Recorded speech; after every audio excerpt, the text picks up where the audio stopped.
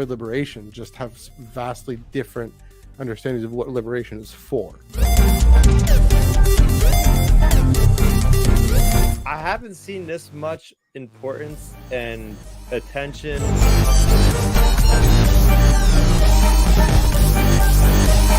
The story itself is a really wonderful, really great setup. Tractor beam has been engaged. Hello, everyone. Welcome to the Tractor Beam Comics Reviews, your one-stop shop for in-depth commentary and discussion. Normally on this week's comics, doing something different for the second week in a row, but it is Wednesday, October 15th, 2025. It is the 42nd week of comics in 2025. Life, the universe, and everything. And this is also technically, Chris, this is maybe our 100th episode that we've done. I know we guess flew solo, and then last week was the 100th episode since in this iteration of Tractor Beam. But yes, I'm Matthew. That's Chris. Chris, how you doing this week? Welcome back to the Tractor Beam. Yeah, I'm doing great. Just getting back from New York Comic Con. I guess I could talk about the Star Wars stuff I picked up at a certain time in the show, but yes. Yeah, I had a lot of fun this weekend. It was a different experience. I'll get into all that later on. All right, sounds good. Looking forward to it. Looking forward to being able to live vicariously through you, because we're talking about New York Comic Con. I'd hoped to have another guest on who was at the con. She is deathly sick, and so hopefully we'll be able to recover in time for Monday, so she can come on Iron Cannon. But yeah, let's get some plugs out of the way first. You can follow us at the Tractor Beam on Blue Sky. It's just at the Tractor Beam. Yeah, search for Tractor Beam Comics Reviews. You can follow everything Chris is up to on Twitter at StarRaptor, StarRapter, and YouTube.com/StarRaptor. I think you have your full kind of breakdown New York Comic Con. A lot of shorts that you were able to do. Yeah, that's part of the thing I was going to get to, or is a different year. Yeah. But yes, so, I have 5 or 6 shorts on there. So try to do something different than usual, because that's the algorithm anymore on YouTube. Is there's a lot more stuff happen with the shorts, it seems. So yes, tried to get in that game this year. Definitely the way of the present. Speaking of continuing on social media, on Instagram, on Twitter and whatnot, there's of course at the SWU has all the updates there. I believe tomorrow on the flagship they're talking about New York Comic Con, and of course Monday, as mentioned, Joel or my friend Ash and I will talk about New York Comic Con. So this is part 1 of 3 here on the network in our kind of wraparound coverage of a con that only a few of us went to, but one that I am definitely jealous. I'm definitely want to go back. I want to go back next year as best if I can. Hopefully I can. Last but not least, or two more plugs to do. If audio is more your speed, we will put this up on Spotify and Apple Podcasts and wherever you get your podcasts. It is already on YouTube Podcasts, because that's YouTube for you. The Google Empire, and but yeah, after we're done recording, I will throw that up onto audio. Just search Tractor Beam Star Wars Comics, the Tractor Beam Star Wars Comics Reviews there. Also, we are of course probably part of the Star Wars Underworld podcast network here on the Underworld YouTube channel. We have super chats, we have memberships, so we are grateful for any material support you're willing to provide to the channel and the network. If you comment down below, we will get to it as best we can. If you super chat us, we'll get to it immediately. If you're at New York Comic Con or following New York Comic Con, please do comment down below. Last but not least, the Underworld Discord server, link in the description, and you can get in there. Yeah, chat about the reveals at New York Comic Con, chat about everything going on in Star Wars and other franchises. Chris, I'm guessing you're going to chat about that too, and different things. I think movie nights, game nights. Not too sure what's coming up down the pipe, but go in there and ask away and ask what's happening. There's usually an announcements channel there, and coming in. The water is fine. All right, before we get into New York Comic Con, we do have some content, Chris, you wanted to mention, because you had just finished listening to the Jaws of Jakku audio book by Kevin Scott, and of course you're giving a first look. You hadn't read the Revenge of the Sith novelization, No. and so you are looking at that now because you got it in because of the annotated with all the glorious juicy footnotes, and I'm waiting for my copy from Indigo. So I'll throw it to you. Start with I know it says Revenge of the Sith. Start with Jaws of Jakku. Give us a non-spoiler review of that one. Yeah, well, I actually do have a non-spoiler review on the channel already, so youtube.com/StarRaptor for my concise, quick thoughts on that. Mm-hmm. But as far as the audiobook itself, right, it takes place between The Last Jedi and The Rise of Skywalker. A prolific author, Kevin Scott, and like I said to you in our private chat, I'm like, just know the audiobooks. Like, he has managed to elevate Lucasfilm Publishing's audiobooks with this one. Like, this feels a lot closer to his audio dramas he has done with Penguin Random Worlds, which I absolutely love. The only thing that's still is a gripe with me is like, why can't they just use the licensed music? Like, you guys are Star Wars. Like, why do we get this generic adjacent Star Wars stuff? Like, just put Star Wars music in there, put Rey's theme, put all that stuff in there. It'll be great. But like, there's a lot more focus on sound effects. There's a lot more like lightsabers, blasters, and just overall ambiance kind of tone. It's told through a narrator that is someone that lives and is native to Jakku. But I think what this story does, without giving too much away, is that it does a good job of like having Rey close the door on a chapter of her life, which is pretty much most of her life on Jakku. Like, you know, that funny joke in Force Awakens, why do we always got to go back to Jakku? And it's like the same thing here. It's like, why are we going back there again? But shows that the character Rey grows, and she has a lesson on this planet that will go into the future. But I think what's really cool is that Star Wars Publishing, we've seen more of the announcements, we'll talk about them, is like really going into the future with the sequel trilogy. Like, I would love to talk about Legacy Vader because I read the issue last night and reviewed it, and it was a phenomenal issue. Again, like, huge ramifications for what could happen in even the next movie that might be coming out. Like, stuff that could really play the long game past the sequel trilogy, which is so freaking cool. So we got that. We got the Finn book coming out next week, which is why I'm ravagely basically, I don't even think that's a word, but basically I'm trying to get through this novelization of Revenge of the Sith, which I'll get to in a moment, because I have that book coming out, and I got to stay on top of these things, especially because it's the first book outside of the Rise of Skywalker sequel trilogy. But anyway, what I'm trying to get at is there's a big focus now with Lucasfilm on the sequel trilogy era, and it's cool to see. I know we've got Rey stories here in the past in this era, right between Last Jedi, Rise of Skywalker. And I've been thinking about this. Did we have a middle grade novel also that takes place in this period? I'm pretty sure we did, right? We had a middle grade novel after Last Jedi. Last Jedi, I think. I'm pretty sure. I know there's the one before the Awakening by Greg Rucka. There was Resistance Reborn by Rebecca Roanhorse. Yes, but there's also a middle grade novel. I'm pretty sure that takes place in between Last Jedi and Rise of Skywalker. You can fact check me on that one. But yeah, absolutely loved it. While you look that up, I'll start talking about the Revenge and then showing it off, because this is perhaps the most beautiful Star Wars book cover design I have ever seen in my life. Just the feel. I mean, this thing is double the price of a normal book. This is $60, right, US, and but it's worth it. It's actually worth it. I balked at the price when the register came up, and I picked the book up. I said, "Oh man, this is worth it." Really glossy cover, but the cool thing about the cover is it's actually like you can separate it, and then you have the actual so you put this here, and it's that transparent kind of cool effective Vader on the cover.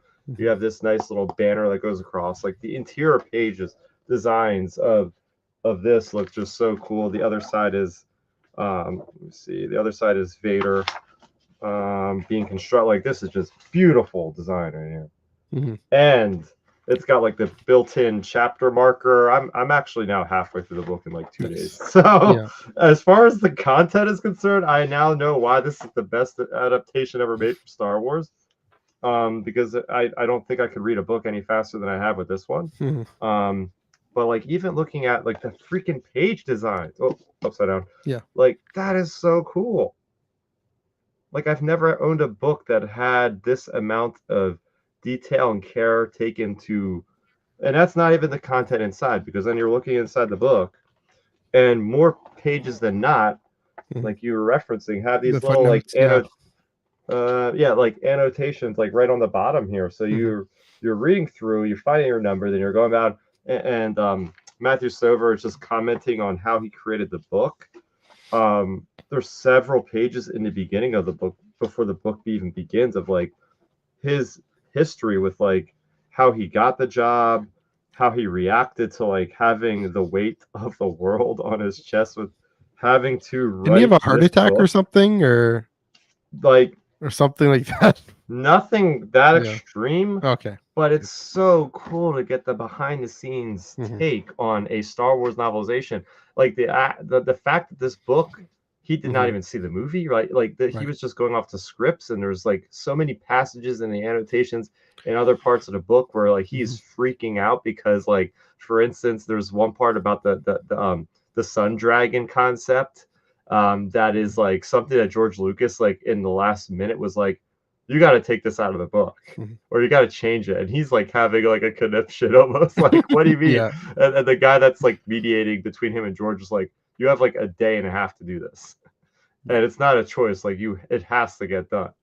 And so he had to go through the whole book and like recontextualize like this huge thematic part that takes place through Anakin's journey. Like the sun dragon is this concept of fear and loss inside of him, like this cold, dead star that is just burning bright, and it's like the fear of losing people, essentially, is what it symbolizes. And like he had to recontextualize this whole other thing, but he was telling like these awesome stories about, he had all these things when he first met with George Lucas. Like he had all these like bullet points he wanted to talk about with George. He was like, well, first of all, I'm positioned as like a Greek tragedy. Like I want to make this book as like it's going to really go into those themes, and like we're going to dive really deep into the EU. Like we're pulling stuff constantly. And what's really cool about the annotations is like a lot of those references, he like tells you like what books they're from, and oh, this is a character from this and all this. And I've read some of the stuff like Shatterpoint. I've read some of the stuff like the Bane trilogy, which he references. Like there's like so many cool stuff in here, so much cool stuff. And the first time I'm reading the novelization, I think it's amazing. I think that like there's so many viewpoints, like things from like Bail Organa with Mon Mothma. I just read this little passage, which was so cool. Like they're almost putting together Rebel Alliance, right? Like stuff like that, stuff like the perspective of Count Dooku, and like him like knowing the Emperor's plan, and like him being along with it the whole way. And he's like, yeah, I'm gonna have the Sith army. We're gonna turn all the Jedi that don't die into like these Sith warriors. We're gonna have this empire. It's gonna be great. And then Anakin comes along and just like beheads him, and like his moment of fear when he realized like he got duped this whole time. Just amazing stuff with Palpatine, stuff with Anakin. I'm now currently at the point when Obi-Wan is like basically telling Anakin to like spy on the Chancellor at this point. So I'm like basically midway through the book. The book is super in detail with the first act. Like there's a third of the book is just on the Battle of Coruscant. Like there's so many cool details. Yeah, this book is. I could talk for the full hour about this book, so I should probably wrap it up. Yeah, we have a lot to go over. We do. But that's right. Yeah, I mean, definitely great to see someone enthusiastic about it. I mean, you know how I feel about this story. I did read the novelization a while back, but begin to revisit it. Apparently, mine's supposed to come in on October 24th. What? Hopefully, I don't know why. Is what it is. So yeah, I'm definitely eagerly looking forward to digging into that, getting my hands on that amidst everything else I'm reading. Sparkle of the Resistance by Justina Ireland, I think. That's the one. See, we already have a lot of content in that era. Yeah. And we're about to get some more. Spoiler alert.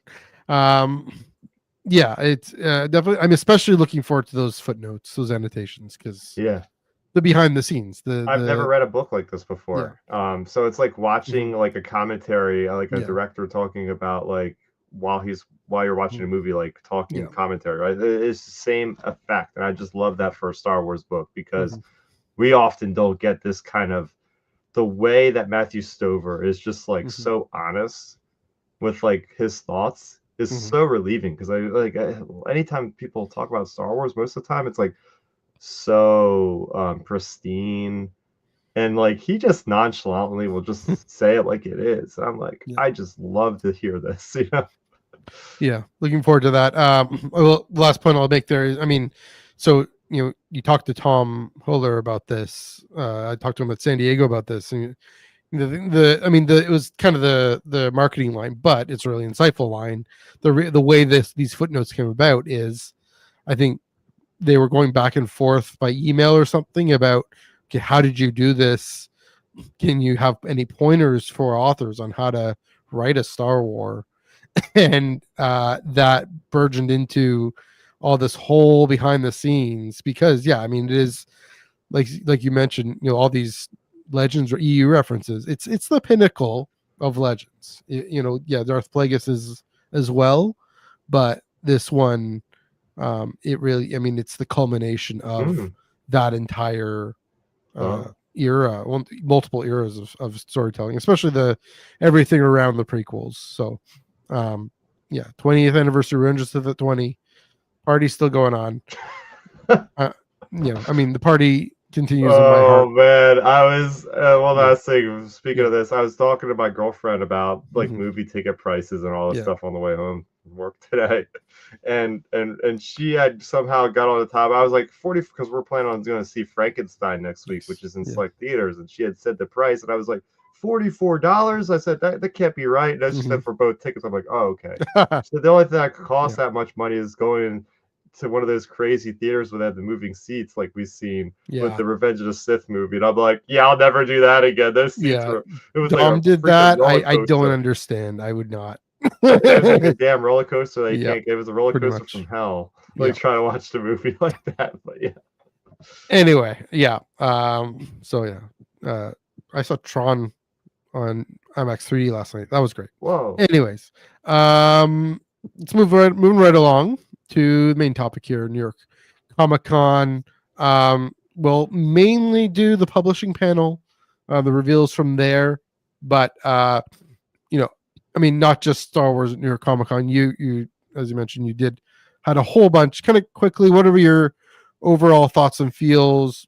What kind of things were of note, maybe outside of the publishing panel, that would give us help us live vicariously through you, Chris? Help us live vicariously. So the only other Star Wars thing I'm pretty sure I bought was this, which is just awesome enough in its own right. Which is nice. Hallmark always does these like exclusives, and 2 years ago they had Darth Revan, and just to gloat a little bit. So one of 4,000 they were made. Darth Nihilus, yes, from Knights of the Old Republic 2, the Sith Lords. So I got my 2 Sith Lords on my Christmas tree this year, which is gonna be great. But as far as Star Wars, I was happy to see that they had the Hasbro booth back. I had the willpower enough not to buy more figures because I just don't have anywhere to put them anymore. So I just don't really choose to buy them. Although, speaking of figures, this one was not from Comic-Con, but it came in the day before I finally got my Dash Rendar. Nice. I have my full collection of Shadows of the Empire Black Series figures, including no, not Han. He's the only one that's not around, including Luke with the red armor, with Bouche Leia, with Zizor, and now there's Rendar. So he joins the collection. I don't know why they didn't make the cool looking Chewbacca flat top figure.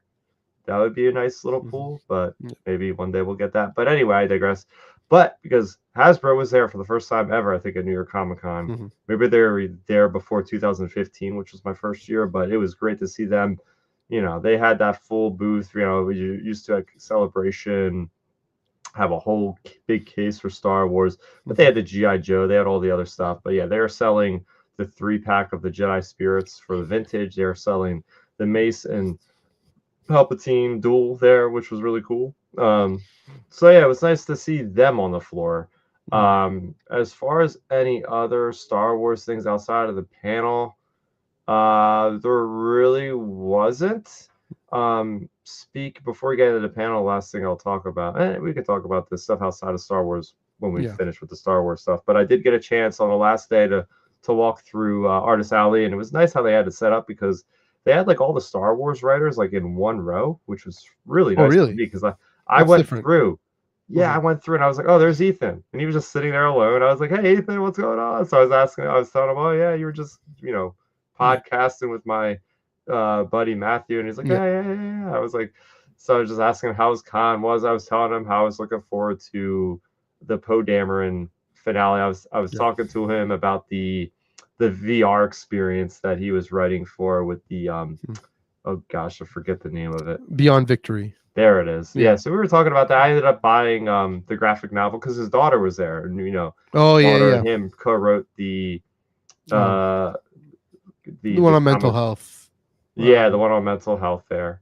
I want to say it's like Shrouded something, and it could be A Haunted Girl.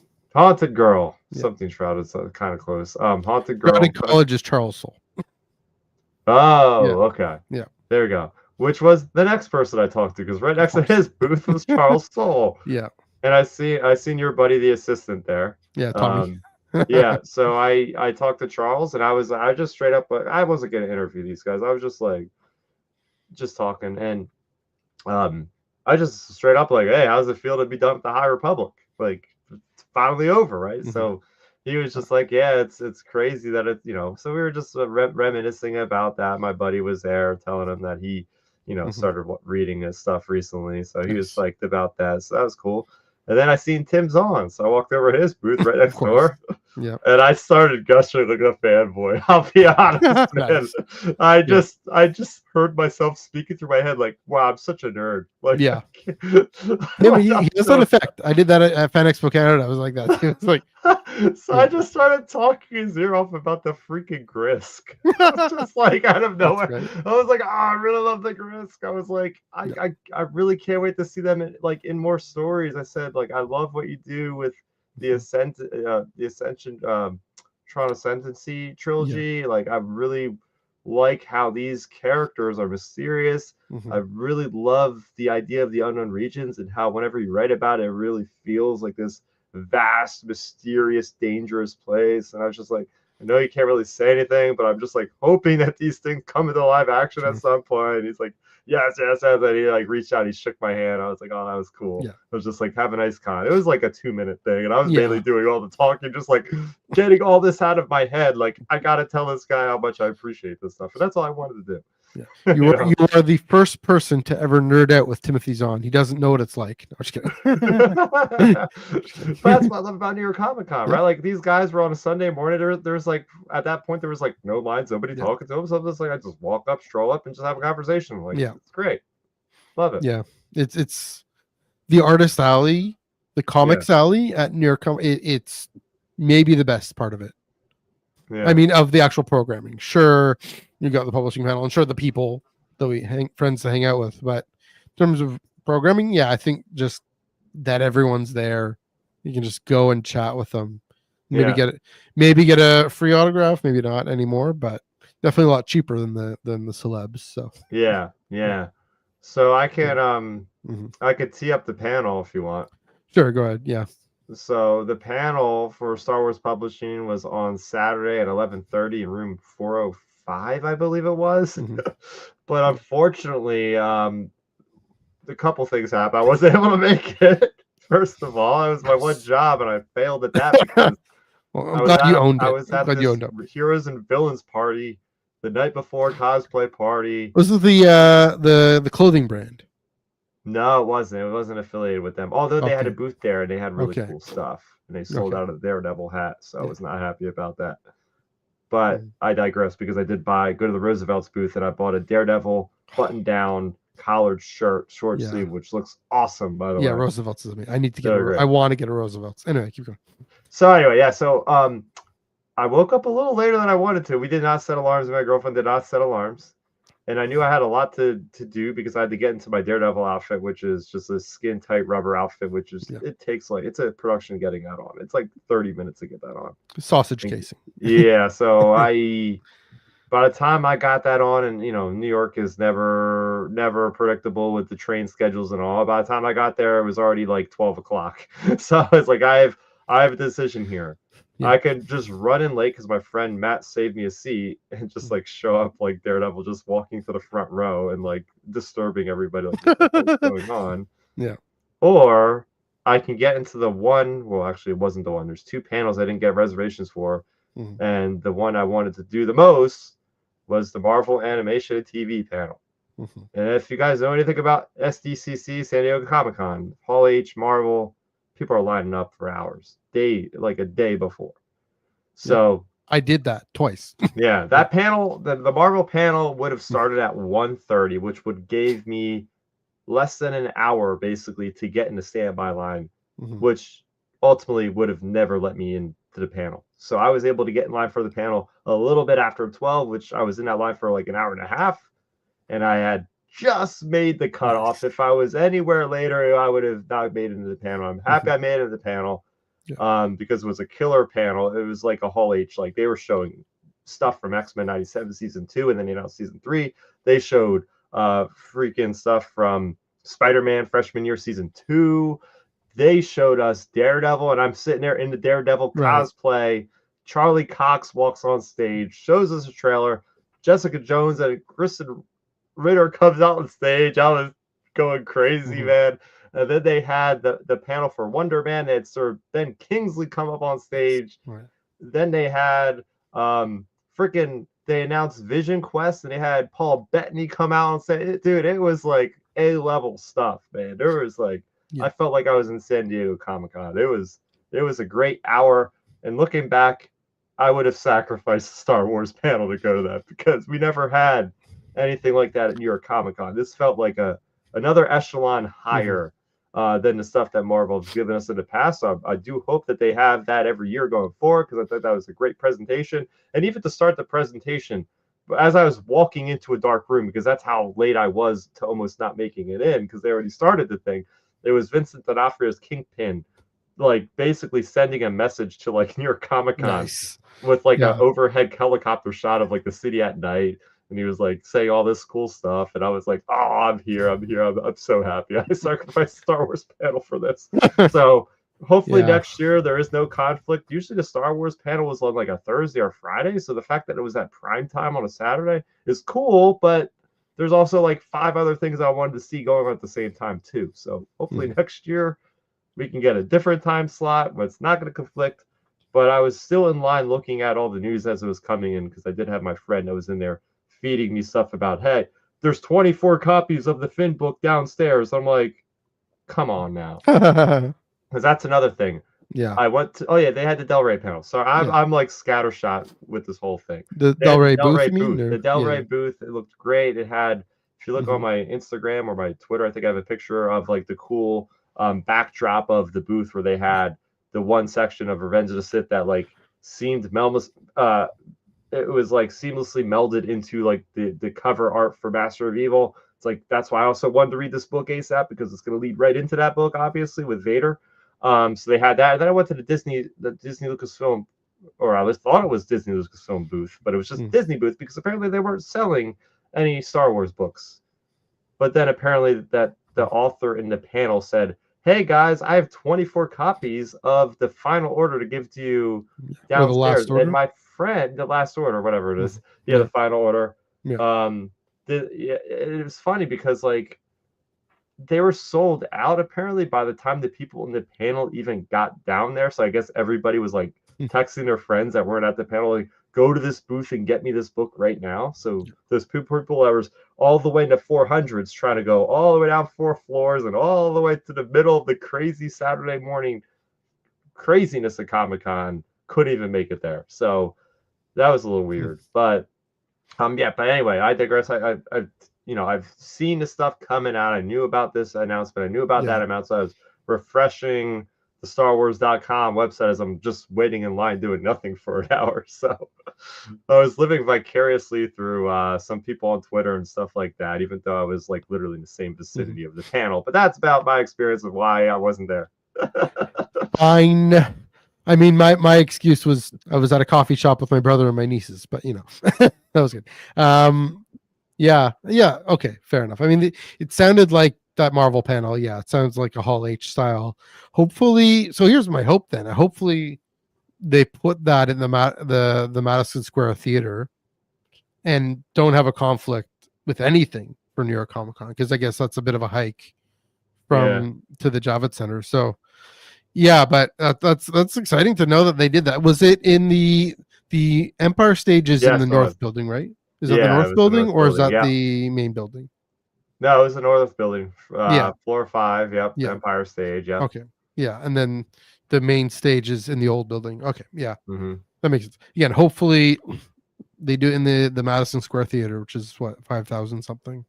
Yeah, because they even Maybe had an event Mhm. that was first come first serve on Sunday afternoon in Mhm. the Hammerstein Ballroom, or at least it used to be called that, where they used to also have outside panels Right. for like a One Punch Man or Chainsaw Man premiere or something. Sure. So like, hey, they're still doing sort of stuff like that. But yeah, like they did say multiple times, like the Empire stage does have like 3,000 seats. So honestly, I think it might be the same capacity as the theater, which is probably the reason why they just haven't had it since. Because they're like, Yeah. why have people walk like 20 minutes hmm if the same capacity is in this room over here? Yeah. So I mean, what they could do. I mean, do like with Celebration. Because well, I know the like the Madison Square Garden Theater. That's like 6,000, 5,000, oh, it is okay. So something it is like that. 2,000 more. Okay. So what they could do like with Celebration. I mean, that's a different animal. That's almost like a keynote conference, having the Yeah. the showcase, but like pipe it into the other stages. But Oh yeah. they could do something like that. Yeah, I mean, with San Diego, probably San Diego might during the Olympics. It might be in Las Vegas. It's in flux. Wait, what? I think I've heard reports that it might be in Las Yes, Vegas. happened in Las Vegas. I love Las Vegas. That'd be Because so sick. during I've the been looking for a Olympics, reason to go back there. because the Olympics are going to be, they're going to have events in San Diego. So this 2028. So yeah, I think, I mean, Ooh. it seems to me like New York is starting to eclipse San Diego in importance, which, you know, Yeah, okay. I'll get into that later if we have time to talk. Yeah. I mean, I have all night. But I know Yeah. you got a sky I could take. Yeah, I mean, we can stars, we can I have a lot of go stuff to say. we can go long if we need to. I don't know. I don't mind. Unless Cool. you mind. But yeah, let's dive into the actual panel itself, the reveals. This is primarily, I got this. I mean, again, I was watching socials, but also from the Wook, and also from StarWars.com, the article on StarWars.com. So that was very helpful, kind of using that to then springboard off for our comments. And I'll start with the comics news, and we'll kind of dive in more with the comics news here because it's a comics podcast. And then, on, I think tomorrow they're going to do a bit more on the books news, and then definitely Joel, Ash, and I will do more on the books news on Monday. Ash actually was in the panel. She made it, so that's partly why. She was also interviewed by Kristen Baver, so that's also partly why I want her on. So there we go. So yeah, let's dive right into the comics news. Again, it wasn't nothing earth shattering, nothing Coruscant shattering, but still some kind of interesting, neat things. First off, phase more, starting with phase 2.5, and pumped to see this. Yeah, so we're so like I said, High Republic is over, but we're getting more High Republic adventure stories. I've got Pathfinders.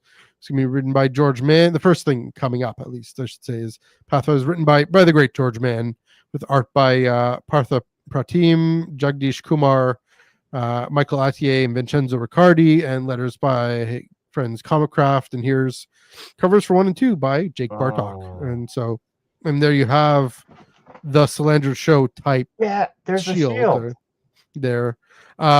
It says it follows a brand new team of, this is the article, a brand new team of Republic Pathfinders as they're dispatched to a distant corner of the galaxy to investigate the strange death of a Jedi Master. And so we don't know if this is a brand new team.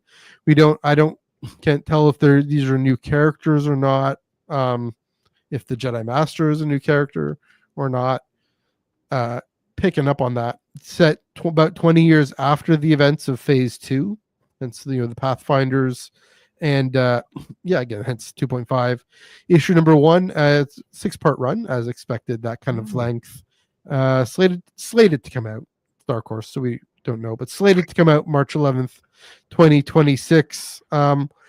This is exciting, and I like that. A few things I like about this. I mean, definitely, obviously, more High Republic stories. More, I mean, Phase 2 was spectacular in itself, and we didn't. This my first thought was, we didn't really dive into Pathfinder teams as much. It was Yeah. touted as this interesting change from both phase 1 and even the films, the Skywalker saga era, this kind of harkening back to exploration and technology that just doesn't work as well. But the stories just weren't able to go there. There was just too many other things that they had to deal with. And so here we are. I mean, yeah, there was the young readers, the quest for the hidden city was maybe the most we got there, but yeah, here we got this 6-issue comic book series. It's really kicking off phase more. Throw to you, Chris. What are your thoughts and feels? You seem to be excited for this one. Oh, I'm so excited. This is exactly what I'm looking for. When I keep saying this, when the premise of the High Republic was announced, one of the big facets of it, one of the big cornerstones of it was the exploration aspect of discovering new planets, new areas of the galaxy, especially in the Outer Rim. And while we did get a lot of explored, specifically by George Mann, mind you, I feel like he was the only one that was doing that content, or at least really diving into it with his young adult or his middle grade novels, really kind of like Quest for the Hidden City and stuff like that, really like showed us like, okay, these teams are going out there into the unknown, a lot of danger, a lot of risk, but they're doing what they need to do to get the galaxy to be more welcomed by the Republic and whatnot. So to see now we're getting comics that are specifically built from the ground up to do this very thing. I mean, it's in the title itself. That's freaking awesome. I mean, we know that there is a gap of about 150 years between phase 2 and phase 3. So this gives us a lot of chance to meet new characters, which is great because it's smack dab in between those two different parts of the High Republic. And that's something I was talking to my friend about. I'm like, yeah, the High Republic might be typically over, but in reality, we only seen like 3 years of it. Yeah, just about. Yeah, 3-4 years. Phase 2, like another year way back in the past, but like they could just mine this era forever with how slow they've been mining the original trilogy, like 80 something years of the timeline. Look how long that's been going on. So to have 350 years of an era approximately to deal with, this is great. This is great news. This is great stuff. Am I a little bit bummed that we're not getting a continuation of Reese Silas and his adventures with tracking down what's his face that has no eyes? Aslan Rao. Aslan Rao, like that. I thought that would be a good tee up for an easy next thing we're gonna do, but I'm sure that's in the works. But for now, like this is still great news. It's still great to see that, you know, it's the High Republic Adventures brand. It's such a strong brand for Dark Horse. They'd be foolish not to continue to have this as like a mainstay. Now, it isn't ongoing, but I'm happy to see it is 6 issues because a lot of the miniseries we've been getting lately, like Poe Dameron and Tides of Terror, are only 4 issues. So we got a little bit more substance, a little bit more room. Because how often do we say in these reviews that it's like we get to the end of the miniseries and we're like, it felt rushed. It felt like it could have used another issue or two. So now George Mann is getting the chance to get 1 or 2 more extra issues. I'm expecting that we're going to get a pretty good picture and a pretty good story from start to finish in this one. Yeah, that's another thought. Yeah, I was about to say, like we constantly say, could have used another issue. I'm glad. I mean, I wonder what the kind of behind the scenes, if George had to push for this or not. But also glad that it's George Mann. I mean, I think he may be my favorite High Republic author. You know, I mean, he wrote Tears of the Nameless, right? and Tears of the Name and Echoes of Fear, and I mean, Battle of Jeddah. So definitely looking forward to this. Another thing, you know, just a subtle cue here, the gold logo, which that's more properly the phase 1, to my mind suggests, I mean, there's lots more of these maybe 6-issue runs coming. I think phase more, it's going to be this anthology of different stories, different things that Luminous or other authors want to explore, other creators want to explore in these time periods. And so I don't think my gut is telling me that, you know, the the Wreath Silas story will be a High Republic Adventures thing. I don't think. I mean, it could be, but I think that needs to be more of an adult story. The Keith Trennis, what she ends up doing, I think that needs to be. I hope we get more from her, by Kevin Scott especially, but that needs to be more of an adult thing because the characters are more adult. So that's another question: is who are the self-insert characters for this? If it's probably going to be the Padawan or another, or maybe a younger engineer character, because again, it's High Republic Adventures. It's High Republic, but it's High Republic Adventures, and that it's never dumbed down. I never felt dumbed down, written down to, but it is still an all ages YA comic. So, definitely a good start for Phase More, for continuing to tell these stories. Looking forward to this one. Looking forward to what's next. Any last thoughts on this one? No. All right. Moving right along. Take that off. This is, again, we already knew about this one, but I want to mention it. I'm calling him the king of the underworld, Ethan Sachs. He mentioned this in our panel, Fan Expo Canada, that he's writing issue number 3 of Book of Boba Fett Black, White, and Red. I especially want to highlight the internal art here by Juan Jose Rip. This continuing the theme from Black, White, and Red. This comes out November 26th, and just the use of red splotches here. It's oddly enough, I think the Vader and the Maul were more red heavy and solid, and I think red and solid. And here it is more black with these splotches. And I mean, I'm watching The Boys, so that it's making me think that's very bloody, because I mean that's the original Marvel line is Black, White, Blood.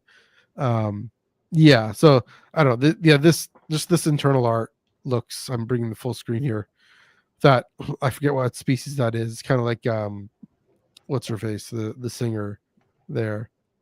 Yeah, definitely very dynamic, very strong, and not too blocky, which I like. I like kind of more gradients, more nuance to this art, even despite the limited color palette, which of course Black, White, Red does. Again, you knew this was coming. We're looking forward to with Black, White, and Red number 3. Yeah, I mean, yeah, exactly. You know it's coming. I mean, I enjoyed issue 1 a lot. I think it told a really cool story as far as with Slave 1 involved, with some starfighter battles, with some interesting dilemmas with Boba Fett, not only working with Empire, but then working for the Underworld, but then also working for the Rebels. So like there was a lot of complexity, a lot more than I expected with a relatively one-note character. So just, of course, like Ethan Sachs is, like you said, like the master of the Underworld writing. Like we've seen him do it time and time again. He's dealt with this character. He's written Boba Fett multiple times. So I can only go off of what we know from what he's done in the past, and it's always been great. So I'm looking forward to it. Yeah. I mean, you might even get some Lasha Tonga in there. Who knows? Ooh. Chalk Crew. Who knows? Just because it's Underworld. So, and that Bounty Hunters run was so well done, so well put together. So, that comes out on the 26th, November 26th. It doesn't look good. There we go. We'll do that. Moving on. Again, just quickly moving through these. Visions finally going full manga with Tsukumo. So I'll bring that cover up there. This is Visions, they had I'll do the news and look at my thoughts. So from the all-star creators of the latest Ultraman manga, the authors' names there. I'm gonna try and read these: Eiichi Shimizu and Tomohiro Shimoguchi. I think I got that right. There you go. So, and the description there, in the wake of Order 66, a lone Jedi Knight accompanies a pair of droids to a rumored droid's paradise while being pursued by the Empire. So yeah, this is coming up from Viz. on July 14th, 2026. And yeah, again, we've gotten the Picho Moko books. We've gotten, of course, the series. Volume 3 is coming out in a few weeks, maybe in a week or so. And we've had other things, but we haven't brought it back to its roots. And this is going to really bring it back to its roots in manga. I mean, anime and manga are related. And that being said, the actual the Visions Volume 3, this is always my question with Visions is what is its relationship to canon? Not that it necessarily has to be, but we're coming from having a sense of canon.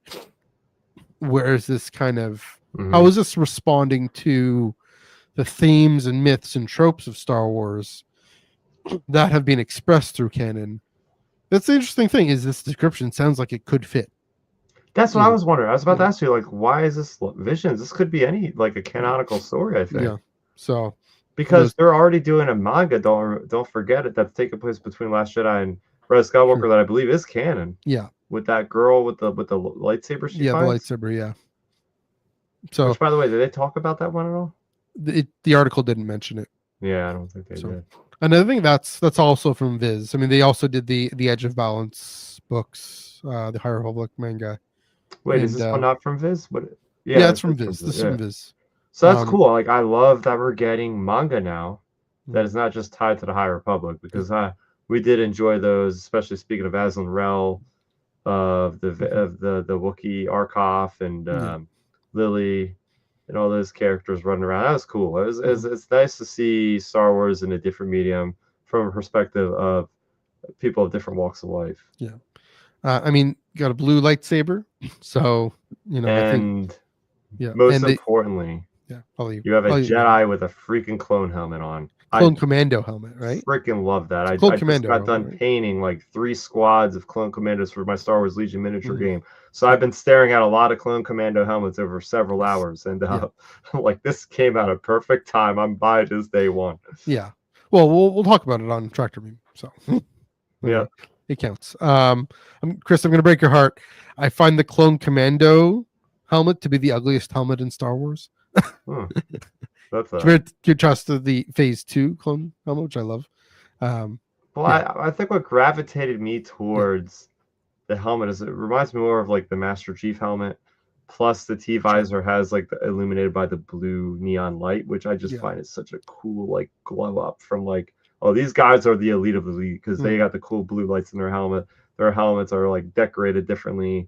They look more worn, like in the game, especially like with Delta Squad. It's just cool. I gotta replay that game. I gotta find time to replay those games.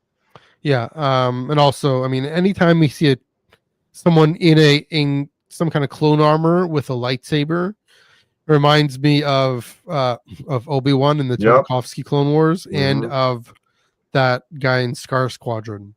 The comics. Oh, Sergeant Creel. Yeah, Sergeant Creel. Yeah. Whatever happened to them anyway? I think didn't they kind of have an inspiration? I felt like get that one story like a year ago or something where they were like, I guess they're getting disillusioned by their steadfastness with the Empire, and they're like, wait, not everybody loves these guys. What are we doing? Yeah, that was a good story. So yeah, looking forward to this one too. Any last thoughts on this one? No, but there's definitely I don't know if we have any more comic releases to talk about. Do we? We do. My favorite story's coming up. Because there's stories here that aren't actually at the panel that I have some things to talk about. But we'll finish with the actual stuff they have talked about. Yeah. My favorite reveal, my favorite news from this one. Oh, I know where you're going with this. Misalakinis.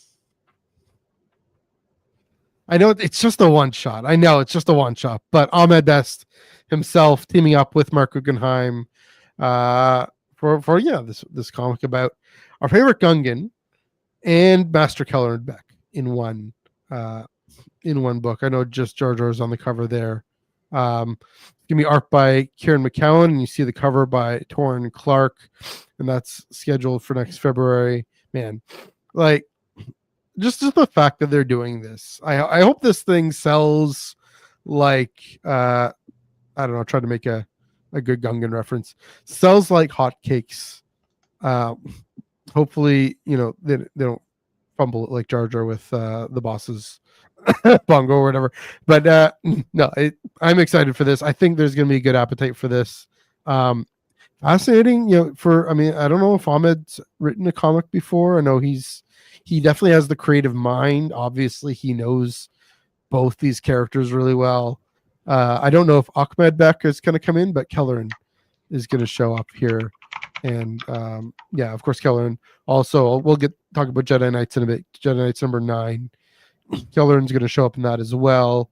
I'm excited. I don't really know anything. I don't know if the article really said anything about it, but to see maybe even a more serious take on Jar Jar, because if anyone has one, it's Ahmed. Of course, Mark has great comedic talent, comedic voice. I think he wrote the D Squad comic, but Ahmed has a very serious view of this character, and so I want to dive in more deeply, more heroic. Obviously, there's only so serious you can get with him, but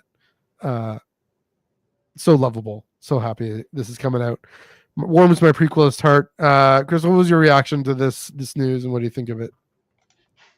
Yeah, I didn't get a chance to really react much to this one, if I'm being honest. I think from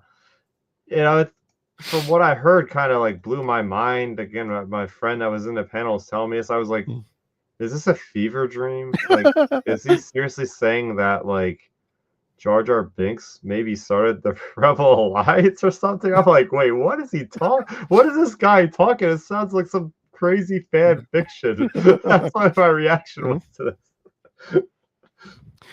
I'm here for it.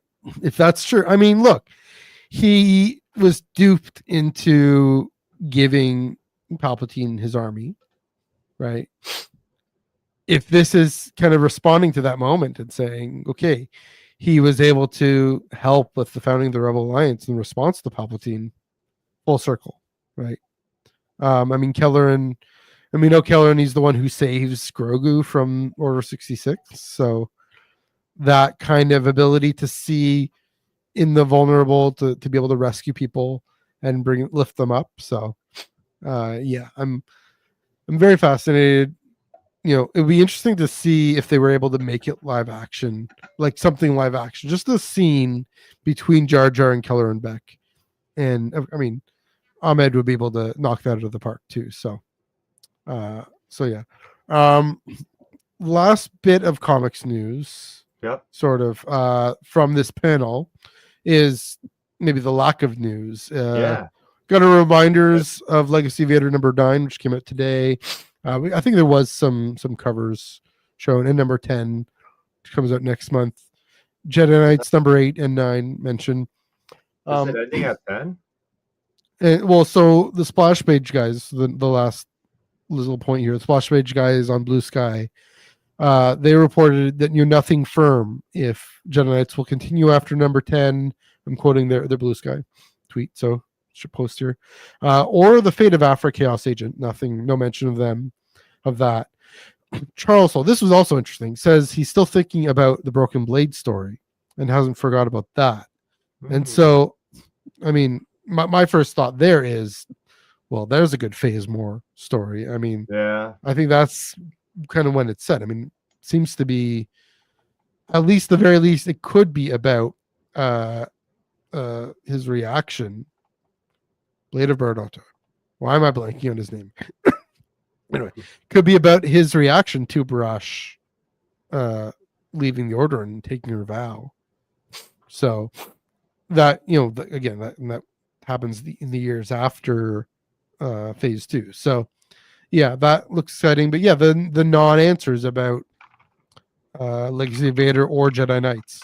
So we'll see. And what are your thoughts on all of that? The big thing here is, what do they have against the Star Wars flagship series, man? They don't promote anything for that series. I just don't understand why they're at San Diego, they're at New York Comic-Con. There's not a peep ever about this comic series. Are they just like that unsatisfied with the work that the team has done that they just don't even want to promote. Like this is the key moment. Like you're talking about the three big characters of Star Wars finally getting back together after like 5 or 6 years our time of being, away from each other, with Han missing in action between Empire and Return of the Jedi. Big trial for Return, and we're getting the short end of the stick here on this one with the creatives involved with this book. So I don't know. Like, is there like, I'm not saying there's drama between Lucasfilm and some of the people on this team that are writing and doing artwork, but like, what is the deal here? This is like very weird. And there's like, they always used to give us, at least like on panels like these, at least if they weren't talking so much about the book, they would show like the covers coming up and stuff. They haven't done that at all. Like it just feels very off. And the fact of the matter is, all these comics are coming to an end soon. If they are going to end at like 10 issues, you got like 1 or 2 more months. So like, what's coming down the pipe? Like you can't expect like a one shot like Jar Jar to come out, and like a couple issues of a Dark Horse series, and a Black, White, and Red, which is going to come to an end in like a month or two. Like so there's a huge gap of content that we're about to get. Definitely, we need to know this. We should have known this stuff at Comic-Con in New York, because what are they going to do? They'll just put it on StarWars.com or Marvel.com, but like, you have the fans in a room. You don't have anything to promote at a fan event until San Diego in July. These comics will be out. The new ones that will, you'll get more ongoings before July. This should have been the place to talk about. Yeah. So that's why I'm just confused of like, it just felt really off this year with the promotion of their comics. Why aren't they being transparent? Just tell us, like, it's going to end at 10 issues. And then that way we can go ahead and anticipate what we could start speculating about coming up into the future, about what could be next. So I just don't know what is going on with the marketing department over there, because it definitely I want to know the answers, the closest thing we got to any kind of announcement of how long something will be is when I was in San Diego and Charles talked about, okay, the Legacy of Vader will be, these two, the Ren lady that came out today, and then Luke, and then that's it. And then he didn't say that's it, but that's the implication, is that it'll end with Kylo Ren and a ghost of Luke.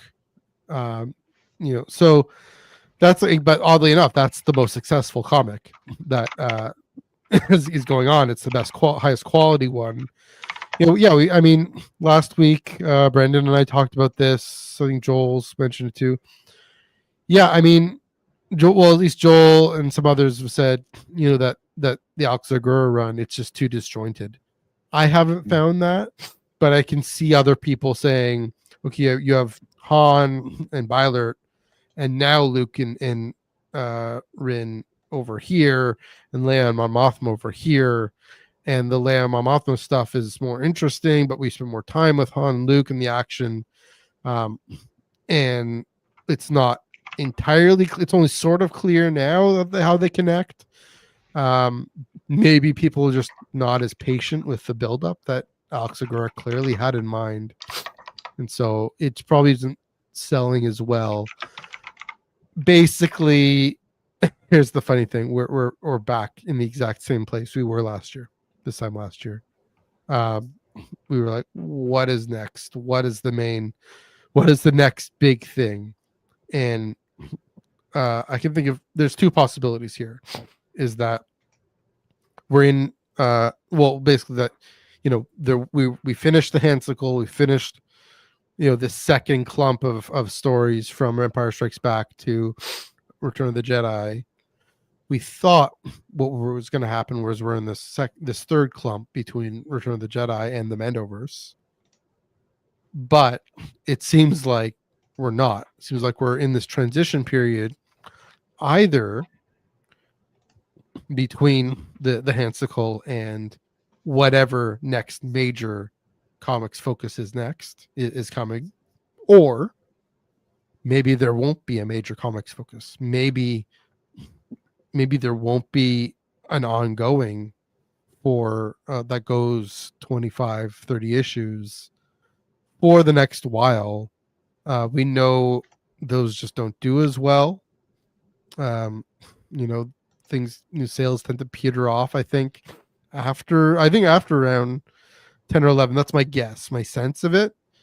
That's only folks like us who keep going into like, Star Wars Ongoing, the Jason Aaron run that got taken over by Kieran Gillen at 50 to 50, and went to 75. We read all those, but how many other people did? Brandon was saying that, and he's been saying this for years actually, that the single issue market itself is gradually becoming less and less, and the collected editions and the graphic novels and whatnot, that's the main market share. One thing also he said, and this is again, folks, it was a great discussion last week. If folks want to give that a listen after this one, all the upheaval from Diamond and the way that affected sales, that is now settling down. And so it's almost that this last year, it was actually the worst time to launch something new because the market had all this upheaval. And so when you launch something new, you want it to sell like hotcakes. But there were things getting in the way of that, namely the upheaval in the distribution system. So, yeah, I think because of that, it seems likely. I don't know. I mean, it's sad to say. I wonder if we're not actually going to get an ongoing like that or a major focus, which is too bad because I do think those actually sell well and it's better storytelling. We could have our concerns at least with all the Hansicle crossovers, but I'm not calling it Hansicle. You guys know what I mean. But yeah, I wonder if it's just too risky for Marvel, and maybe Dark Horse will just take a flyer on it. Hyperspace Stories seems to be down. There was no mention of Hyperspace Stories, right? Nope. So that's the last thing to say. I think I saw it in maybe it was in the Underworld Discord, or Joel sent me a comment from the forums or something. I forget where I saw it.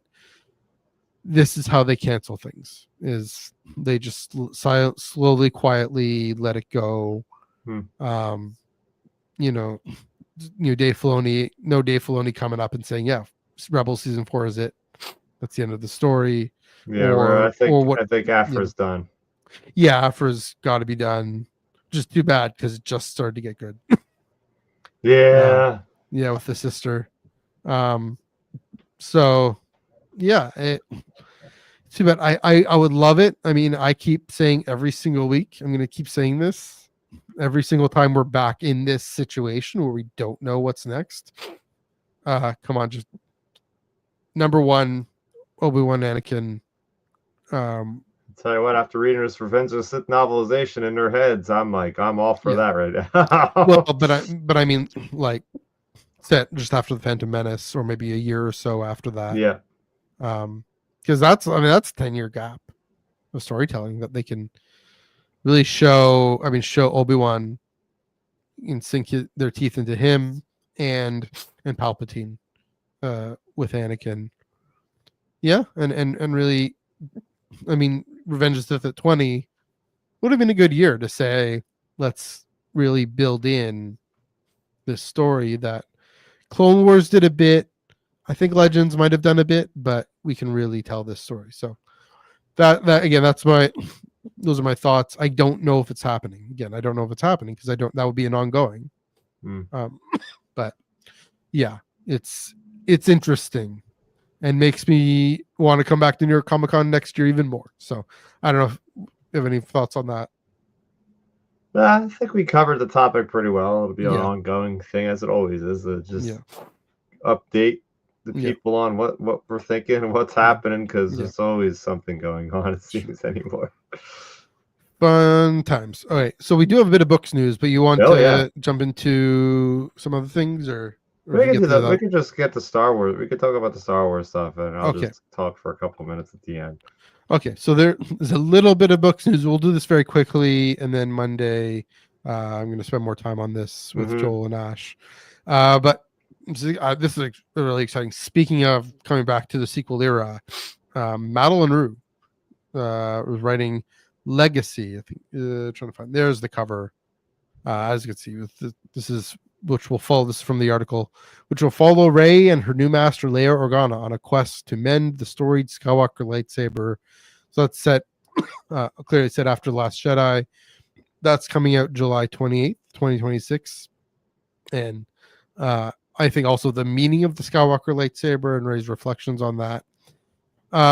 Also, Ashley Poston is writing Eyes Like Stars, which features interesting. Yeah, it features a couple in search of their happily ever after in a galaxy far, far away. The charming young adult romance, again, set a year and a half before The Force Awakens, features all new characters, a mysterious artifact, and the fearsome First Order. And that's due to come out in summer 2026. And then there were also some peaks at sorry, I shouldn't do that. That's not what I wanted to do. That's what I want to do. Peaks at the Art of Books, Mandalorian. So the Art of Mandalorian, Art of Andor, and then the Mandalorian Visual Guide speaks. So that's in the article too. But yeah, definitely some interesting book news. Again, I'm more excited for Legacy. I think again we're diving in. They're like you mentioned off the top. They're really embracing the sequel era finally. It's like the prequels. We got our golden age. I think, again, Joel will talk about this more. We're coming into a sequelist golden age. I think we're coming to, right. Rian Johnson especially did something special here. Let's dig into what he was getting at. J.J. Abrams set up a nice, really, really exciting, fun story, fun era. Gave us the feel of it. Let's actually explore, especially this character Rey. Explore this character more, and including obviously we're going to get the film. Let's the story again. That's another nice thing. It's set between probably the most fertile ground for sequel era storytelling is the year between Last Jedi and Rise of Skywalker. Yeah, precisely because.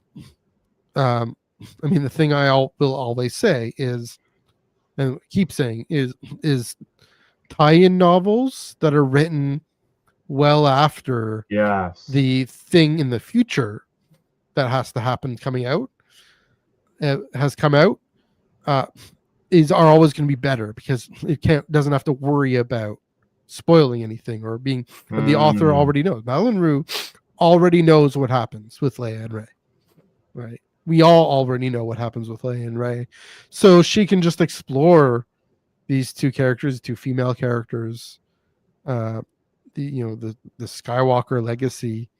That's what the legacy is about. So, yeah, that I'm definitely excited for that. And Eyes Like Stars. It's kind of funny. The first ever romance. I'm like, Courtship of Princess Leia. Lost Stars. Princess and the Scoundrel. Princess and the Scoundrel, Temptation of the Force, the Zerata Cordova. That one about that too. Yeah. So, but this one, I think, this one was kind of marketed as, exploring different genres more consciously. That's what I was going to bring up. Yeah. So I'll let you dive into that. What's interesting to you about that? Yeah, this is exciting for me because, this is just straight up giving us different genres. So what's to say they could do horror, they could do a noir, investigative, mystery novel. So I'm excited for that because it shows that, first of all, we can get the authors that are really good with those specific genres to get invited to do Star Wars. And the idea is like this book here. It says you can't see it on the YouTube stream here because like the little thing on the bottom is going past the bottom of the cover. There you go. So they have that nice little imprint. Yeah. The Star Wars romance novel. So I'm expecting to see a Star Wars horror novel, a Star Wars mystery novel. Yep. A Star Wars political drama novel or something like a Star Wars spy novel. Like I can't wait to see like maybe getting like one of these once a year to just and having all new characters, having fresh characters, not characters we know. Because as we know with the High Republic, that's one of the best things about it is there's a lot more danger or a lot more nuance with a lot of these characters that are fresh, clean slates that aren't involved with the Skywalker saga. So I'm looking forward to this. I think this is gonna be great.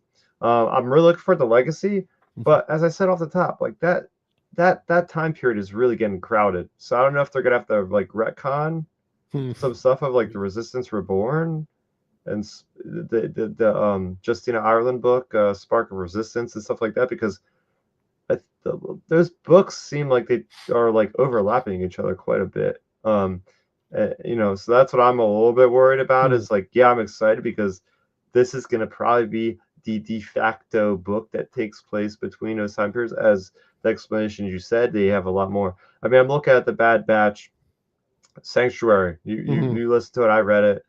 Such a fantastic book. I was questioning, why are we getting this now? It's like 2-3 years after season 2, but it goes to show you that, oh my gosh, yeah, Lamar Giles was able to just hit a home run with that one because he was able to mine everything he could out of those character stories because he knew them inside and out after all the stuff was already finished. So I'm expecting high things about this, but very good things, because they could write any other story, but they chose to write this one. Stuff to glean about the cover. I didn't see this the first time. Is there's an image of Kylo Ren. This is Star Wars Legacy. They might have their first coming out party for this book as, oh yeah, obviously Rey and Leia. But I would expect that we'd probably get Kylo Ren chapters in this book, because Legacy of Vader, literally the comic book, right? Like have his story maybe after the events of the 10 issues or 12 issues of Charles Soule's run, and we could have the dichotomy of these two characters that are connected by a dyad. Maybe it will actually improve that that part of the movie, you know, maybe bringing up like stuff about this dyad somehow, that could enhance the experience of the sequel trilogy overall, which is what these books, part of their job is to do, is to make these movies a little bit more palatable in ways that we maybe didn't like before. Maybe, you know, give us better explanations. So yeah, I'm really digging the two reveals we got here. Yeah, and there's also, I mean, Malin does have an interview on StarWars.com. I didn't get a chance to read it. You know, there is there is some mentions of Kylo Ren in there. I need to give that a read. That article, that interview. But yeah, it's well, another thing that this both these two reveals represent. I mean, it's both a familiar story with very familiar characters whose endings we know, or at least so far, right? The major film events with Rey, and completely, like you mentioned, completely unknown characters. Those are the two things that Star Wars stories do the best. And the weakest Star Wars stories are tie-ins to familiar characters for stories that haven't been released yet. Oh, I have a good idea.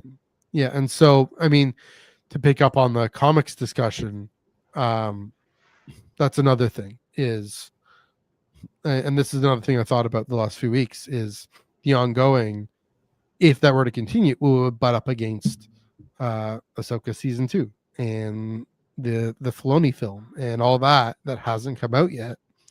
And so Alex Segura can't know what happens there. We don't know what happens there. So yeah, it's also just the wrong era to explore. We know what happens at the end of Anakin and Obi-Wan. You're reading the novelization of it. Of course, 3 years before that is Attack of the Clones. So yeah, we have Rise of Skywalker and Force Awakens to bracket these two stories. But yeah, you had another thought. Yeah, what if, going back to Legacy, what if we get flashbacks of Leia training with Luke going on missions? Because that was one of the biggest stories I wanted to get getting out of the theater with Rise of Skywalker. Is like, I want to know that time that Leia and Luke were training together. Like, that sounds like such a cool expanding universe kind of idea, a Legends kind of idea of like these two brother and sister strong in the Force going around training. Like, you would think that she's telling Rey this stuff, like, hey, I experienced this with my brother Luke, who was my master training me for this set amount of time. This is the mission we went on to teach me about this lesson of this ability that I can use. And like, we're maybe have POV chapters of Mhm. Leia training with Luke. That would be the best case scenario for me if they had that content in this book. Oh man, I'll be happy. Yeah, I mean, I will say, speaking of comics, though, Will Sliney and who's Jodie Hauser, who did the novel, the Rise of Skywalker adaptation. Rick Carson? Oh, Rick no, Carson. no, no. Oh, The that was the comic, novelization. the comic Jodie adaptation. Hauser, yeah, Jodie Hauser. Laying the groundwork for that very thing. So, yeah, I do like that thought too.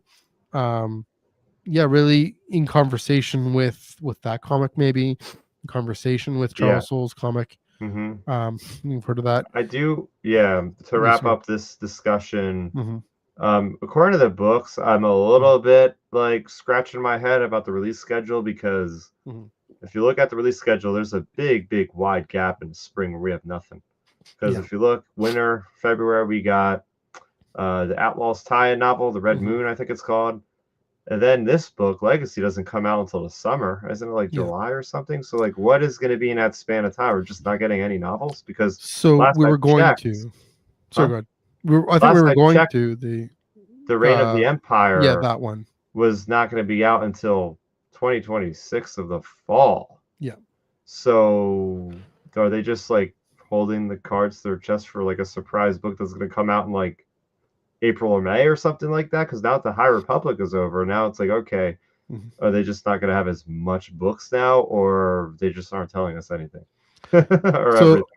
Again, Reign of the Empire, Edge of the Abyss, it was supposed to come out early 2026. It was supposed to come out, and then at San Diego they told us Rebecca needs more time. Oh, okay. To get it right, so they moved it to fall. Gotcha. Which I'm good with. I'm good with them. Yeah. Make more time. I don't know. Just needed to figure out the story, or she had other things going on or whatnot. So, I mean, speaking of authors writing in the, Resistance Reborn, actually, I mean, making this major contribution to canon. I think they were saving it for that. Also, Ahsoka season 2. Oh, no. Mando and Grogu are coming out. It's coming out around there. Oh, okay. So maybe, I don't know. Maybe we'll get a novelization for that then. That'll be what happens. We'll probably get the novelization for that. Well, we'll get a comic adaptation, which will be interesting. I mean, another comic adaptation of a film. I mean, the art of... I'm trying to see the article here. I think the art of Mandalorian Grogu, or the visual guide. Yeah. That's coming out April 28th. Oh. So just after my birthday. The ILM 50 Years of Innovations coming out in January. So there's these non-fiction, these guidebooks coming out. That's fine. I mean, it's like when it rains, it pours, right? Like right now, I'm kind of like inundated with books. Yeah. Like if I wasn't reviewing them, then I would just have them spread out over the next like 6 months. Yeah. But I really want to read the Master of Evil. Like I'm probably gonna just like I'm gonna do nothing but read that book whenever I have spare time. I'll be done with that within a week probably, and I'll be like, all right, what's next? Oh, okay. I'll just read the new Witcher book. I'll read, stuff that's not Star Wars, which will be a welcome thing, guys. I could read stuff that's not Star Wars. All right, I can do other things. Read nonfiction. Read history. Yeah. All right. I think lastly, how's it going, Tyler? Looking forward to, I'm guessing, your work on the High Republic Adventures Phase More, Comic Crafts, Tyler Smith there. I think so. That's about the Star Wars at New York Comic Con reveals. Again, we're gonna talk more about that on Monday. Talk about the books, about the comics too.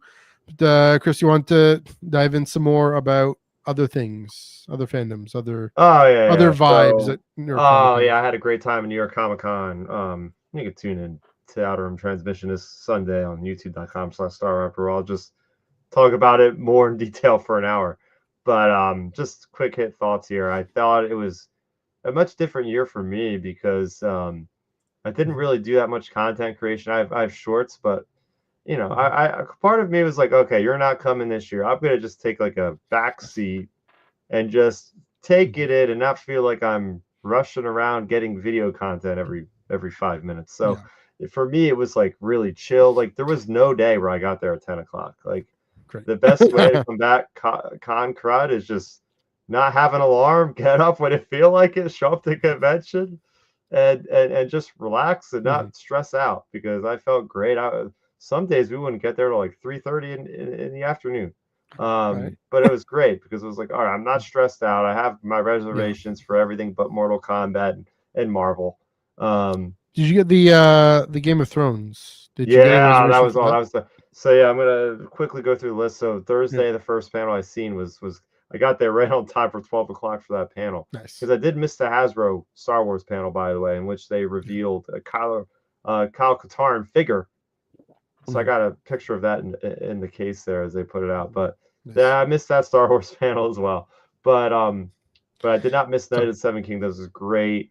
George R. R. Martin was there. He is this prolific writer. I loved what he was saying about specifically about the architect versus the gardener, as in retrospect of how he does his world building. Like, he considers himself, he created Westeros, Essos, the Seven Kingdoms, like this incredibly vast, thousands of characters. And he was like, I didn't have this vision from the beginning. I'm a gardener. I've been, adding stuff along the way, rather than the architect who has this grand vision from the get-go, who's already knowing this stuff. So I liked how he was going from that angle of like how he begins to come up with these ideas, what his like philosophy is, and all that was really, really cool. And we had the lead actor that played Dunk, and then the lead actor that's only 11 years old that plays Egg. And it was great seeing those two actors really like on that panel. I couldn't believe that the 11-year-old was articulate as he was for 11 years old. Like, he seemed like he was 20 years old. Like, this kid was so mature and he was so little and his voice was so high pitched and squeaky. I almost couldn't believe it. I was like, this kid is like super like well spoken, and they were talking about, just stuff on the set. They showed us a trailer. It was great. And then as far as at the end of the panel, this is one of the best parts of Comic-Con for me. They invited some brave audience members to the stage if they could recite like the Knight's Oath verbatim. And they gave George R. R. Martin a sword. They had him stand up on stage. They had the three people volunteered to come up, and they said the vow of like, to the mother for this, to the father, to the maiden, and all this stuff. Like, right? And then George R. R. Martin would get like have them kneel in front of him, and he'd be like, do you want, for the women, he'd like be like, do you want me to address you as a sir or as a lady?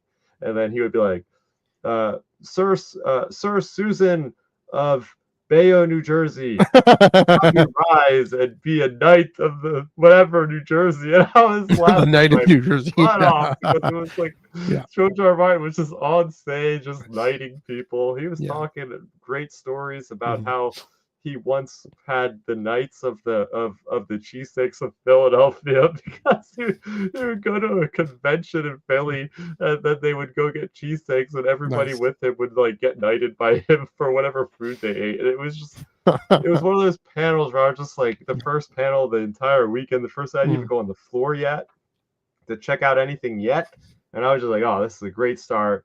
To see this guy, because he has never been to New York Comic-Con. So I was really happy I seen him talk before at an event outside of the Comic-Con.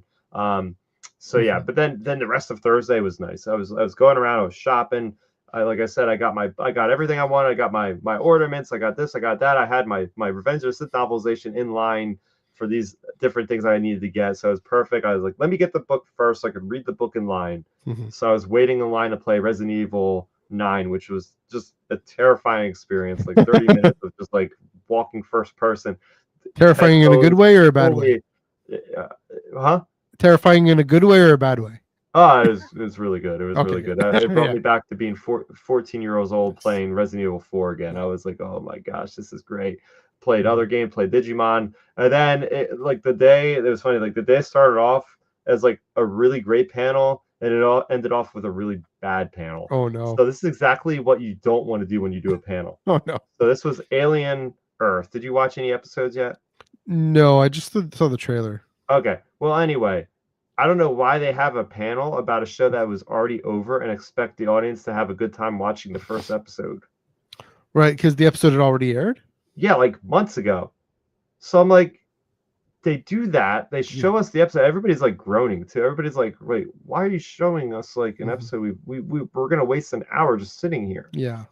And then they bring on the cast, and they talk about the stuff. And two of the actors at one point mentioned, if we get a season 2, and it just never gets confirmed. So like the panel was a waste. Like it was like I wasted an hour. Here I am looking at the panel schedule, going, "Oh, it's an hour and a half." Like they're gonna maybe show us like some behind the scenes thing at least, and an acknowledged season 2. So that's like that panel is the poster child for like what not to do at a panel. Don't show. Everybody at that panel is a super fan of the show, obviously. They've already watched that episode. Why are you showing the episode and then telling us nothing about the future of the show, which people want to know if it's getting into season 2. Even Noah Hawley, who was surprisingly not there, the showrunner, had been out in multiple interviews saying, I have ideas for season 2. FX wants me to write these. It's like, just announce this stupid thing. You're at a convention with 3,000 fans waiting to. So that was a bust. But yeah, no, basically Friday and Saturday, I was in costume all day. So it was cool because I was just going around taking pics with cosplayers. I went to a couple panels on Friday. This is one to mention. So with my girlfriend, she got me to watch this Anne Rice's Immortal Universe stuff with the interview with the vampire. So anyway, I walk into this we got good seats at the main stage, and I had kind of like a different experience with a different fandom, and that's going to be a kind of a theme for me this year at Comic-Con, was experiencing the different fandoms that I'm not used to, which is really cool because here I am, with Interview with the Vampire.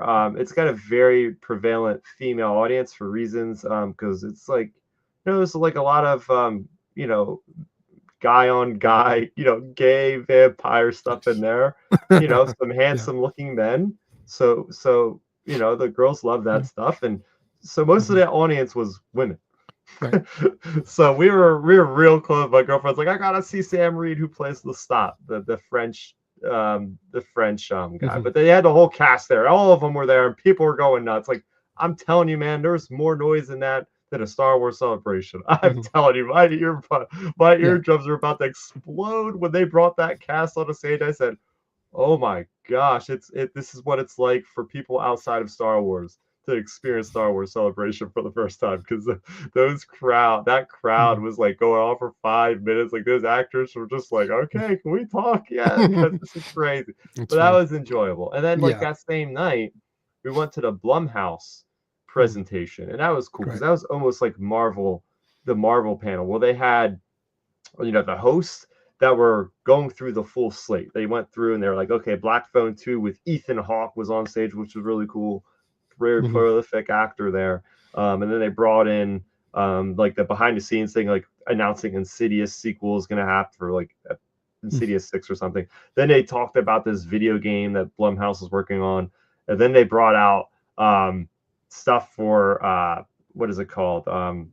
Five Nights at Freddy's 2. And they announced like Megan Fox and all these big actors are going to be there, and people were going nuts for that. Like, I couldn't understand what was happening. Five Nights at Freddy is a huge video game franchise, and they have the first movie out, obviously.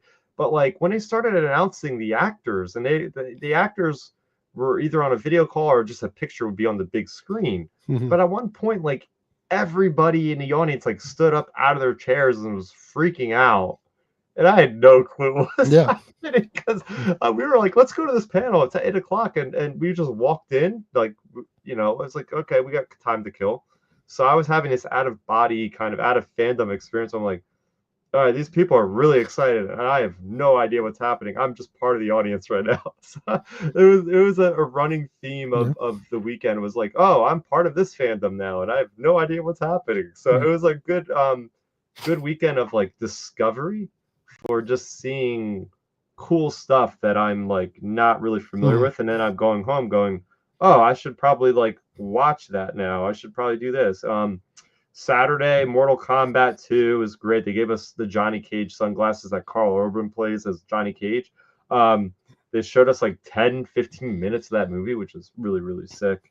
But then they kept coming up with this interesting reason for why they delayed the movie. Like, it was really weird because they kept hitting on the same thing.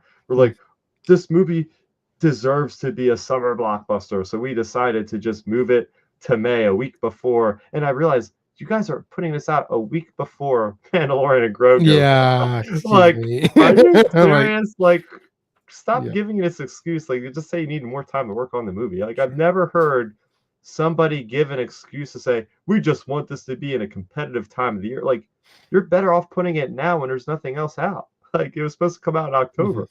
So if it's ready, the movie's ready. So they're setting it out to apparently die against Star Wars. Like, I don't know.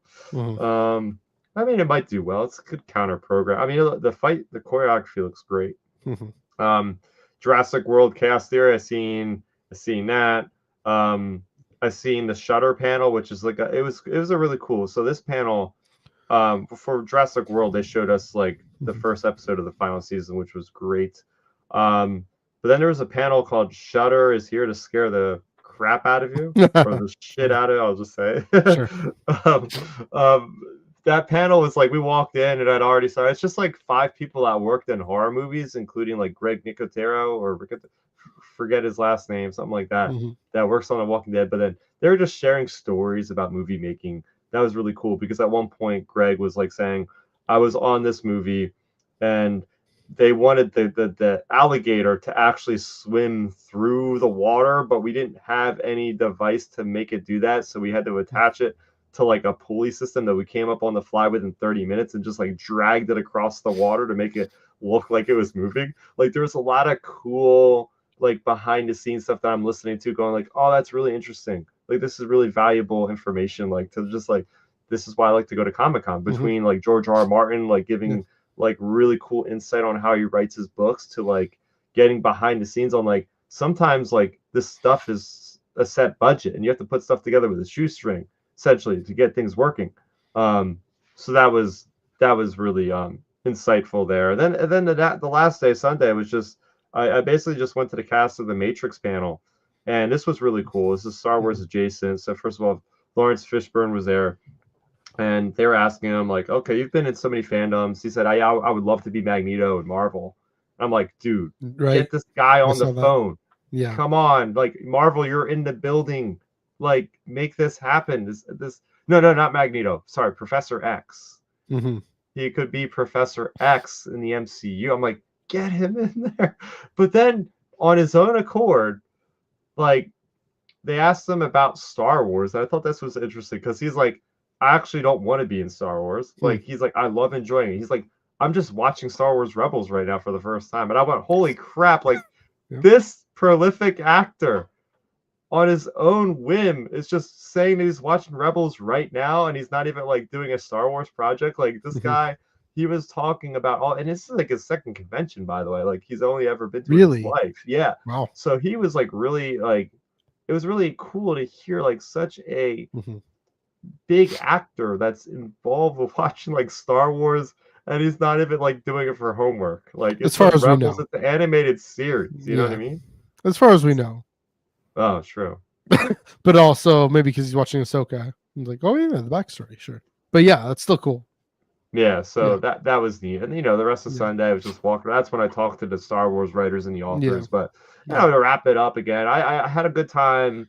A lot less stressful this time. I mean, it's never really stressful, but like sometimes it's like, oh, I want to do this thing, but I got to get this video footage, or I want to do this thing, but I got to do this thing. And I was nonchalant. I was like, yeah, it sucks. I'm going to miss the Star Wars panel or the Hasbro panel, but I'm like, I go to these things almost every year anyway. This is my 10th. I realized it's my 10th year of going to Comic-Con, not including the year they were off from COVID and all. I started going in 2015. So for me at this point, I'm like, how much content do I want to capture? Because it's pretty much the same stuff every year for the most part. Maybe I'll do a little bit more next year, but for me, it was like really nice and just to show up when I wanted to, come and go. The food was great. They had great food choices this year. I had Vietnamese twice. They had the Vietnamese sandwich and then the bowl, and then they had like the Japanese. The vendors going there are really, really good these times. Anymore. It's not just like you're just not getting chicken fingers and fries like you used to. They actually have good, solid food choices. So, get out, we get drinks from here and there, going to the panel. We get our drinks, go to the panel, chill out with a rum and Coke and just relax. And it was great. Yeah. Yeah. Again, being at San Diego, which was stressful, makes me want to go to New York Comic Con again because it just sounds like a lot of fun. The last two I went to, my shoes are broken in this time. So yeah, I'm gonna do my darndest to get there, in part because, I gotta be in the Lucasfilm Publishing Panel just in case. Yeah, and it'd be good to think about what kind of content would be fun to make. Yeah, and I mean, I know vertical reels are the way of the present now. So, yeah, that kind of thing. So, yeah, I'm glad you guys had a great time. Thanks for letting us live vicariously through it. Sounds like fun. Yeah, definitely branching into other fandoms. Always a good call. I'm jealous. Wish I could have gone to the Star Trek panel. They had the shoot, that's the only booth I didn't see. They had a Star Trek booth. They had a whole Star Trek booth. Really? Yeah. They had the whole Starfleet Academy thing, which seemed like it was bigger than the one in like more involved than the one at San Diego, at least. Not necessarily bigger, but I mean, like it's a two. Oh yeah, and they also had the DC booth this year. Yeah. Like, dude, the DC booth was great, man. They had so much stuff there. It was a huge footprint on the floor. They had it all the way in the back where they usually just have like third party people there. Because they had like the Lego Batman game that you could play that's coming out in a couple months. Then they had like the official Peacemaker costume was there. Yeah. They had a bunch of like comics and photo op opportunities. A really big deal there. So they had that. They had the Marvel booth, and I'm so mad I didn't get a picture of me as Daredevil because they had like a rooftop kind of booth where they had like those windows coming out of the ground, so it looked like you were like on the rooftop. It's like, I would have been perfect to get my cosplay in front of that. How did I not get that? Yeah. But yeah, like it seemed like it was pretty upscaled this year. I mean, the one thing they didn't have. I still want them to come back with those cool official studio parties they used to have a couple of years ago, where they would have like a party on the 4th floor after hours. And I was a little bit perturbed that they claimed that they had a gaming area open until 12 a.m. and we went there at like 10 and there was a guard saying it's closed, and we're like, but the badge clearly says that it's open. And we're like, oh, they changed this up. So like there's definitely some stuff that they could have improved. They didn't have like the physical magazine books that previewed anything. So like, and that's pretty bad because the prices went up to like, if you were going to buy them like the day of, it'd be like $90. Like they had, like, that's the one thing I will say about the convention is like the prices went up by like 15 or 20% this year for like no conceivable reason. I can conceive of a reason, but yeah. Yeah, I mean, sorry. But to go up that much is a little bit extreme. When it seems like we're getting less overall, which just makes it feel worse. Yeah, I could have used the DC panel. That would have been great. But I guess James Gunn felt like, okay, Peacemaker is still kind of ending. Guess he didn't have anything to show for Lanterns or Supergirl yet. So there's some gripes there. I mean, the programming in general is pretty good. So yeah. Definitely a fun time as always. Yeah. Would you say, I mean, so you were at San Diego last year and you were at New York last year. How are they comparing now, do you think? Well, yeah, I think New York Comic Con overtakes it, honestly. Already. It's there now. I think now the fact that we got a Mortal Kombat 2, like a full movie panel, the fact that we got Blumhouse that had like a full slate of movies, like it's not just TV anymore. They're diving deep. They're giving us, the animated Jurassic Park content. They're giving us, Game of Thrones content with people like George R. Martin going on. Like, like there's some massive, big things happening here. And the organization of the event is just so much better. Yeah. Like I got into every single panel I wanted to. The reservation system, if you're on the ball and you get into the queue and you get all your stuff, it's like the easiest thing on the planet. You show up and half the time you show up anyway and you're late and you get in, because that's what happened with the Game of Thrones panel. Like I'm like, we had 5 minutes ago and I had to use the restroom because it was a long journey for us to get there. By the time I get back to the line, they're letting the standby people in. already. And I'm like, well, I don't even have to show my badge now because now everybody's just walking in. So like there's enough capacity. The fact that I got into the Marvel panel by only having to wait like an hour and 15 minutes or so, and I didn't have a reservation, makes that so much infinitely better than having to wait overnight in a line for a Hall H panel. Like that's ridiculous. Like San Diego, they got it. They should, maybe they don't have to, but they should do something about their reservation system. And the idea of it is like it's so easy to get around New York Comic Con. Like if you're going to the panel rooms, all you got to do is take the elevator. Don't take the escalator. The elevator is way faster. That's true. The elevator between room 4 and room 5. Boom, you go in. And it's like my buddy, he screwed up on the reservations this year, and he basically didn't get most of them because like something happened, like what happened with me last year, basically. And but he would just show up like 45 minutes and stand by. He got into every single thing, just like I did last year. Nice. So like if there's stuff you want to see, you'll see it. You just have to be prepared and know where to stand, and you'll be easy to get in. So as far as that, that's really good. I mean, the only thing that San Diego really has over near Comic-Con is the off-site events. Yeah. That's the one thing I noticed this year as well. The off-site events were very lackluster. There was like nothing around. Like even in times past, like last year they had Dune. Year before that they did the Buffy the Vampire thing. And then they would have like the fandom event. They didn't have any of that this year. There was no official or unofficial like big studio party that they threw.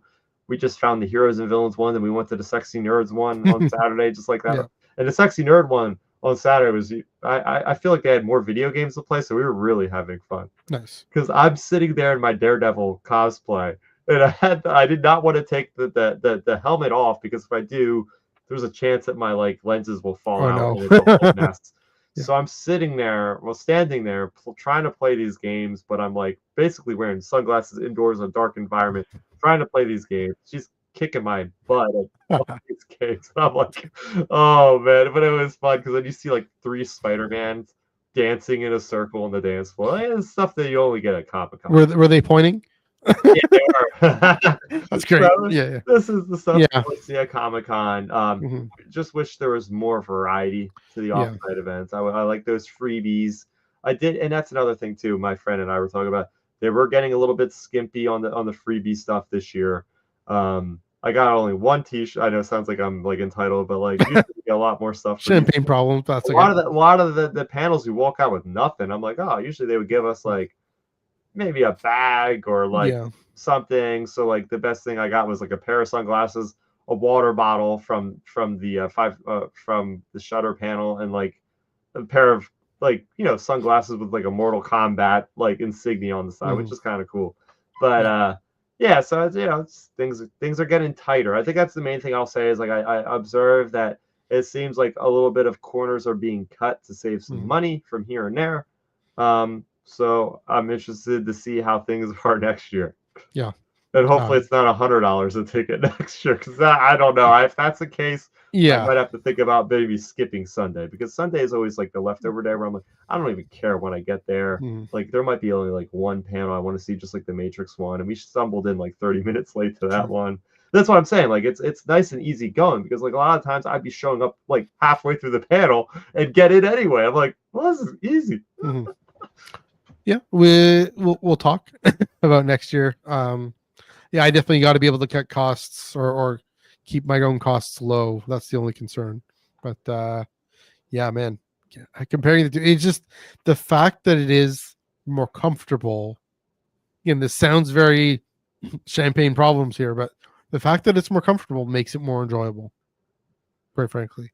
And also, I mean, you get what you put in. At San Diego, I was running around really feeling the pressure to make content because I had the press badge and all that, but didn't have to. Could have been more chill. But yeah, with New York, it just feels a lot more chill, a lot more fun. It's in the fall. Maybe that has something to do with it. I don't know. I do hope Mosh Isley. Terrible though. Yeah, all was bad. And it was funny though, because like I was like pretty much in character on Saturday. I was walking through the rainy streets of New York City in full Daredevil like black rubber, like iconic. People were just like looking at me like, holy shit. Like I was like, I am waterproof. I'm waterproof. I don't need an umbrella. I am perfectly waterproof from head to toe with this costume. Yeah. I'm just walking through like, yep. What's up? So anyway, but Wash Isley, I know you're gonna say, come on guys, bring the event back to New York City. You're at the hometown of punk rock. Like, what are you guys doing? I mean, San Diego, that was a highlight in San Diego. Even if you have to have it in Brooklyn, have people come out to Brooklyn. Just have an excuse to get people to go out of Manhattan. I know things would be cheaper in Brooklyn. Just have it there. Go in Williamsburg or something like that. It's like not that hard on the subway. The subway. Yeah, it's really not that hard. So I don't know who I have to talk to get them guys to come back to New York, but I'm not the only one. My other buddy that's been there, he was saying like, where is it? I'm like, it was supposed to be here. What the heck? Yeah.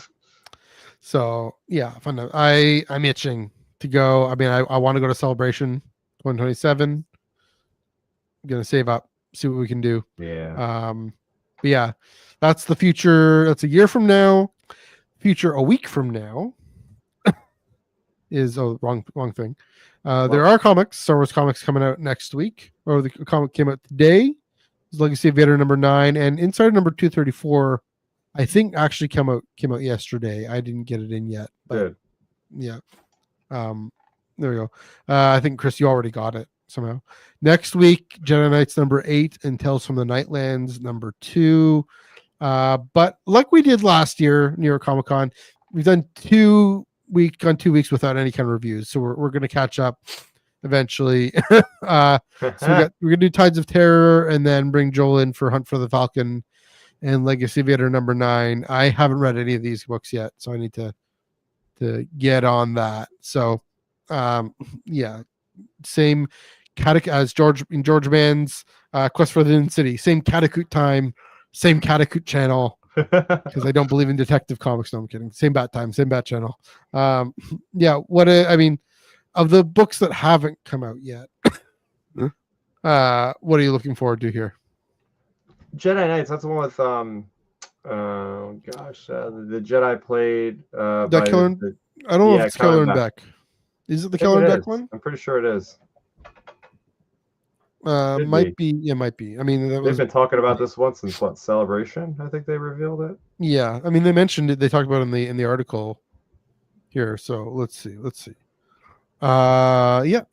Jedi Knights #8 stars Jedi Master Keller and Beck. That's gonna be cool. There you go. Yeah, and then favorite Tales issue of what? I don't know. Sorry, I forgot to get to this comment. I meant to get to this comment. This is about the Harvard Hook Adventures book. Happy to see it. Yep, happy you're gonna get some more work. Good way to be. Yes, Joel. Chris went long. Oh yes, Tales from the Nightlands. Yeah, I'm so looking forward to that. Yeah, that's the one that the internal art from we saw at San Diego. Oh my word. That's I went a little long. If it wasn't for the Comic-Con stories, this would have been over 48 minutes ago. Yes. So, thank you for that, people that don't want to know anything about this convention, but we blabbered on. Well, you blabbered on, which is good. No, it was good. I'm happy that you let us live vicariously through that. Yeah, Tales from the Nightlands. And also featuring Comicrafts Tyler Smith. Thanks for jumping in there. But yeah, that about does it for the Tractor Beam Comics Reviews. Chris, thanks again for giving us the lowdown, New York Comic Con, and all the thoughts and feels and insights. Where can they find you on the internet? You mentioned this a bit. Where can you find you on the internet and on Sunday especially? Yeah. Well, you can find Instagram at Star Raptor, Twitter at Star Raptor, YouTube.com/StarRaptor. I put out cosplay pics of me as the Flash, of me as Daredevil, and YouTube. I put out those shorts. I have a 2 different tours around the convention with like 3 minutes of footage on those. I have stuff to go through Artist Alley where you can actually see a snapshot of Ethan and Charles and Tim Zahn all in a row there. I have like a reaction to the Knights of the Seven Kings. I wanted to do more of those little reactions. I had planned to do one for every panel, and then I just eventually you just didn't. I did it the first day, like I did for Resident Evil 9. I was like, my reaction to that, my reaction to the Game of Thrones, and then it just everything fell through after that. So I had good intentions to do more, guys, but it just didn't happen. But there's always next year, I guess. Sometimes, as mentioned, can find me this coming Monday, 5:30 p.m. Pacific, 8:30 p.m. Eastern, going just as long, maybe even a little longer, talking more about we're gonna talk more about the books, and then get Ash's experience at New York Comic Con as in her Ahsoka cosplays, plural. So check that out. Come back right here, the Underworld YouTube channel. Of course, right back at it with some catching up with the comic book reviews on this here comic book review podcast that we do, believe it or not. You can find me on Instagram at MNEUG1138. That's also Threads and Blue Sky. You can find me on Twitter at NEUG485. Lots of Taylor stuff. Speaking of other fandoms, but yeah, still going strong there. Beaches Foodie, kind of, I guess, taking a hiatus. Haven't posted there in a while, but whatever. Also, of course, at the SWU and Ion Cannon on Blue Sky as well. But yeah, that finally does it for the New York Comic Con recap, part 1 of 3 here on this channel. Check out tomorrow's chat, and then of course Monday.